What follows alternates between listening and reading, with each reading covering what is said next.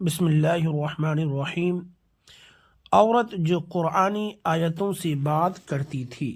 عبداللہ بن مبارک رحمۃ اللہ علیہ نے ایک عورت کا واقعہ بیان کیا ہے جو قرآن کریم کی آیتوں سے بات کا جواب دیا کرتی تھی۔ اس واقعہ کی تفصیل بیان کرنے سے بات زیادہ لمبی ہو جائے گی، تاہم فرماتے ہیں کہ میں ایک جگہ سویا ہوا تھا، میں نے دیکھا کوئی سواری پر سوار میرے پاس آیا، میں نے پوچھا تو کون ہے؟ ادھر سے جواب ملا سلام قولا من رب الرحیم۔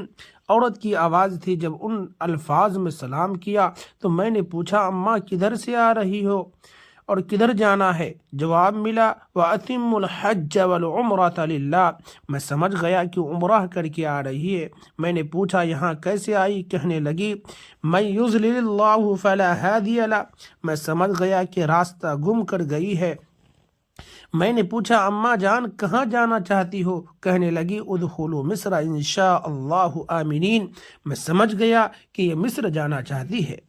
چنانچہ میں نے ان کی سواری کی مہار پکڑ لی اور چلنا شروع کیا، اور درمیان میں نے پوچھنا چاہا کہ تمہاری زندگی کیسی ہے، شوہر ہے یا نہیں؟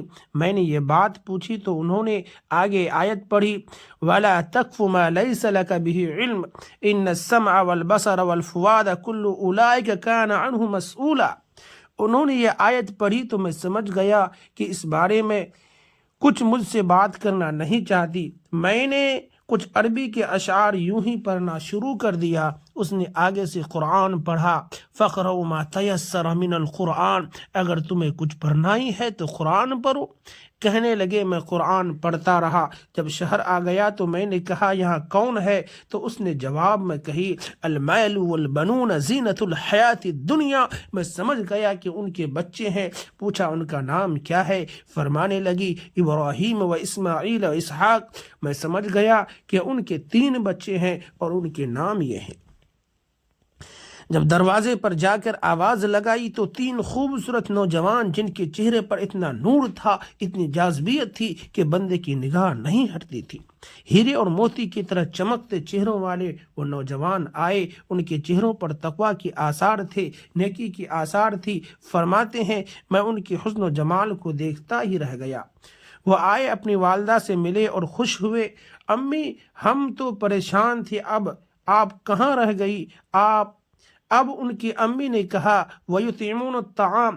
جب انہوں نے یہ الفاظ کہے تو بچوں نے فوراً دسترخوان لگایا دیا، جو ان کے پاس موجود تھا ان کو نکال کر رکھ دیا اور کہا آپ کھا لیجئے۔ میں نے انکار کیا تو کہنے لگی انما نطعمکم لوجہ اللہ۔ میں سمجھ گیا اللہ کی رضا کے لیے کچھ کھلانا چاہتی ہے۔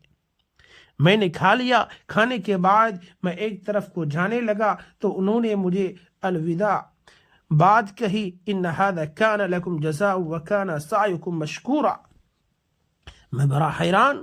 میں نے ان کے بچے سے پوچھا یہ آپ کی اماں کا عجیب معاملہ ہے، جب سے مجھے ملی ہے تب سے ہر بات کا جواب میں قرآن پاک کی آیت پڑھتی ہے۔ انہوں نے کہا ہماری والدہ قرآن پاک کی حافظہ، حدیث کی عالمہ ہے، ان کے دل میں خشیت الہی اتنی آ چکی ہے، یہ سوچتی ہے قیامت کے دن جب میرے نام اعمال کو کھولا جائے گا کہیں ایسا نہ ہو کہ اس میں الٹی سیدھی گفتگو درج ہو۔